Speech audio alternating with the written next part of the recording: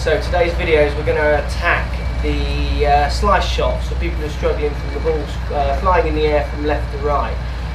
What I want to talk about today is giving you 3 key points. If you do these 3 things, there's next to no chance of you slicing. You're going to start hitting the ball straighter or with a bit of draw. Now these 3 points have to be done, all 3 of them. You can't do 1 of them or 2 of them, you have to do all 3. If you do all 3, you will find it changes your club path, it encourages you to hit from a better path, and you'll get a better shape on your shots. So key number 1, if you're someone who struggles from slicing, you've got to check your grip. So checking your grip consists of looking down at it when you've got your left hand on the club. You must see 2 to 3 knuckles on your left hand. You must see 2 to 3 knuckles here.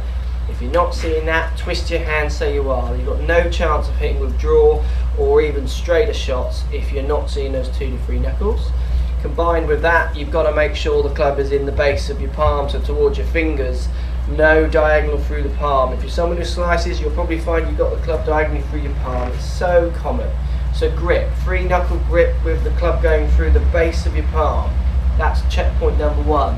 Checkpoint number 2 is understanding how the club face works on your backswing. If you can make a backswing where you work the club face in a way where the club face always tries to stay square to even slightly closed, it's going to encourage you to make a better downswing.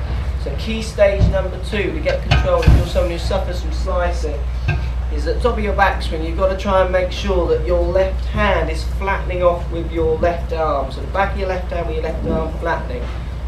That will always work the club face more to a square to closed position on the backswing. You're getting up to the top of your backswing and you're finding your left wrist is cupped, so angled with your left arm. You've got no chance of hitting from the inside because that club face is delivered to the ball what we call open, pointing to the right. So you'll have to slice across it to stop it going to the right. So checkpoint number 1, grip. Checkpoint number 2, you've got to think about what your wrist is doing on the backswing. Flatten it off with your left hand if you want to have any chance of working the face in a drawing fashion through the shot. Checkpoint number 3, get your weight through.